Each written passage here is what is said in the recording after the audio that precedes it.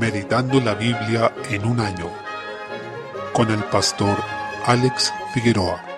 Día 1, mes 7, Segunda de Reyes, capítulo 18. Desde el versículo 13 se describe la invasión del rey de Asiria llamado Senaquerib en contra de Judá. Asiria, como hemos mencionado antes, era un pueblo bastante violento y brutal, inhumano en sus conquistas, causaba grandes sufrimientos y torturas a los pueblos que conquistaban, por tanto eran muy temidos. Habían barrido la región con sus victorias militares y se iban a transformar en un poderoso imperio por medio de sus distintas campañas, que ahora los traían a Judá. Cabe señalar que el terrible pecado del rey Senaquerib fue que él se envaneció y tuvo el atrevimiento de declararse por sobre el Señor como invencible, llegando a asegurar a través de su enviado Rabsaces que él no iba a ser vencido y que Jehová no podría librar a Judá de la invasión de Asiria, que él estaba liderando. Esta es una característica que se observa también en el gobierno de la bestia, descrito en Apocalipsis 13, y que refleja la rebelión del gobierno humano sin Dios, que siempre pretende alzarse como divino y demanda adoración en algún grado, de una u otra manera, llevando a los hombres a que pongan la esperanza en su poder terrenal. Dice la bestia en Apocalipsis 13:4, ¿quién como la bestia y quién podrá luchar contra ella? Que es en esencia lo mismo de lo que se ufana Senaquerib, de un supuesto carácter de indestructible, y cuando se cae en este envanecimiento extremo, esta soberbia va de la mano con la blasfemia contra Dios, tal como se observa en la bestia también. Por otra parte, tanto este rey asirio como la bestia persiguen a los santos de Dios. Por tanto, en Senaquerib tenemos un anticipo del gobierno de Satanás por medio de la bestia, lo que recalcamos se ha manifestado en todo gobierno humano rebelde a Dios. Capítulo 19. Es así como Ezequías, quien era rey de Judá en ese momento, oró al Señor reconociendo que no hay como Jehová y mostrando una preocupación por la gloria del Dios de Israel. Ezequías podría haberse centrado simplemente en su temor, o en el poder que perdería si Senaquerib vencía, o en la reputación y bienestar de Judá, pero centró su atención en que el nombre del Señor estaba siendo blasfemado, y esto no podía quedar así. Ezequías se humilló ante Dios, reconociendo que su poder está sobre todo, y que el Señor era el único que podía librarlo ante esta potencia mundial que estaba amenazando con destruir Jerusalén. Ante esto, el profeta Isaías le anunció de parte del Señor que él y su reino serían librados. Ciertamente el Señor está siempre interesado en mostrar que Él es Dios por sobre todas las cosas, y que Él es quien debe recibir todo honor y toda gloria. Todo aquel que menosprecie su nombre y se atreva a blasfemar contra Él, claramente será destruido. El Señor recordó a través de Isaías sus grandes proezas de salvación, como cuando sacó a Israel de Egipto, que es el gran acto redentor del antiguo pacto. Por tanto, lo que hizo el Señor fue confundir el campamento de los asirios y mató a 185,000 de entre ellos. Dice en el versículo 35, cuando se levantaron por la mañana, he aquí que todo era cuerpos de muertos. Además, cuando Senaquerib volvió a Nínive y estaba adorando en el templo de Nisroch, su dios, sus propios hijos, Adramelech y Sarecer, lo mataron a espada, lo cual reflejó una muerte en humillación y maldición. En consecuencia, en el fin de Senaquerib vemos el fin también de los impíos, sobre todo de los insolentes que se rebelan contra el Señor y blasfeman contra su nombre. Y a propósito de esto, el Señor profetizó que saldrá de Jerusalén remanente y del monte de Sión los que se salven, en el versículo 31. Por consiguiente, eso nos habla de que la salvación iba a salir desde Jerusalén hacia el mundo, y eso ocurrió en Jesucristo, quien en esa ciudad murió y resucitó. Desde allí envía a sus discípulos para que le sean testigos en Jerusalén, en Judea, Samaria y hasta lo último de la tierra. Salmo 149. En los versículos 1 al 6 se exhorta a alabar al Señor. Dice que su alabanza sea en la congregación de los santos. Una vez más apreciamos que en medio del pueblo de Dios es donde su nombre debe ser alabado. No estamos llamados a quedarnos con una espiritualidad solitaria, sino que debemos buscar, ansiar y disfrutar la comunión de los santos. Debemos gozarnos en nuestro Rey Jesucristo. Él debe ser nuestra alegría, no las cosas de este mundo, ni la prosperidad, ni la estabilidad económica que podamos tener, ni el cumplimiento de nuestros sueños personales, como nos dice el mundo. El Señor se alegra en su pueblo, y esto es maravilloso porque Dios dice, hablando de Jesús, este es mi Hijo amado, en Él tengo contentamiento, o también dice en Él tengo complacencia, y con la misma idea se refiere a su pueblo. Él es quien hermosea a los humildes con la salvación, y esto no es de extrañar porque su pueblo son aquellos que están unidos a Cristo por la fe. Somos hermoseados con la justicia y la santidad de nuestro Señor Jesús, quien nos ha lavado de toda mancha de maldad, como dice Efesios 5:25 en adelante. Además, debemos exaltarlo en todo tiempo, de noche y de día, en toda situación, en cuerpo y alma. La alabanza a Dios debe ser integral y completa. Desde el versículo 7, los juicios del Señor sobre el mundo también son una razón para alabarlo. Es un consuelo para nosotros el hecho de que Dios es justo y castigará a quienes perseveraron en su rebelión, porque no reconocen al Dios de todas las cosas, sino que por el contrario son enemigos de Él en sus corazones y aborrecen a su pueblo. Esto lo veremos consumado en la segunda venida de nuestro Señor Señor Jesucristo, a quien fue entregado todo juicio según Juan 5:22, y quien exaltará a su iglesia en gloria. Proverbios capítulo 18, versículo 8. Desde el versículo 6 nos viene hablando de las palabras del necio, por lo que debemos tomar esto como una unidad. Los dichos del chismoso nos tientan, ya que son verdaderos bocados para nuestra naturaleza de pecado. Aunque se presenta como un bocado suave, es veneno mortal. El chisme nos motiva a ser orgullosos, a sentirnos mejores que los demás. Incluso nos motiva a juzgar apresuradamente a otros, y también a ser homicidas espiritualmente hablando, ya que por medio del chisme odiamos, aborrecemos a otros en nuestros corazones. Por tanto, aunque el chisme es un atractivo para nuestro pecado, como cristianos debemos rechazarlo. En esto recordemos que no solo peca quien habla el chisme, sino también quien lo recibe. Al escucharlo, motiva al otro a seguir hablando. ¿Cuántas veces escuchamos a cristianos diciendo: yo oí que me dijeron de ti, esta persona vino y me habló estas cosas? Bueno, si alguien llega a decir esto es porque consintió primero en escuchar el chisme, y en ese sentido también ha pecado. Debemos tener cuidado con esto porque ninguna de estas cosas honra a Dios. Hechos capítulo 21. Desde el versículo 1 vemos el viaje de Pablo a Jerusalén y cómo el Señor a través de distintas formas avisó a este apóstol que iba a sufrir persecución. Sin embargo, incluso habiendo recibido la profecía de Agabo, que fue bastante específica en cuanto a que iba a ser atado de manos y pies, Pablo afirmó: yo estoy dispuesto no solo a ser atado, más aún a morir en Jerusalén por el nombre del Señor Jesús. En el versículo 13. Desde el principio de su ministerio, el apóstol Pablo mostró que su corazón estaba en Cristo, que su vida era para Él y que todo lo que hacía era para el progreso del Evangelio. Toda su vida estaba entregada por completo a honrar al Señor. Por tanto, no estimó preciosa su propia vida para sí mismo, como decía en el capítulo anterior, sino que se entregó por completo al Señor Jesús. Con eso nos muestra la respuesta que nosotros debemos tener ante nuestro Señor, ante la salvación que hemos recibido de Él. Pablo siempre vio como un privilegio el padecer por Cristo, y así debemos verlo nosotros, no como una condena, ni como una carga, ni como algo que debemos soportar porque no queda otra opción, pero no vemos en ello propósito ni bien, sino debemos ver el padecimiento y la persecución como algo que nos hace realmente bienaventurados, dichosos ante la presencia de Dios. Además, debemos tener esa respuesta de entregar nuestra vida hasta la muerte, si es necesario, como respuesta agradecida a la salvación que hemos recibido de parte de Dios. Oremos a Dios que nuestro corazón esté contento y completo en Él, que el Señor sea nuestra vida y ninguna otra cosa en su lugar. El Señor nos ayude en estas cosas.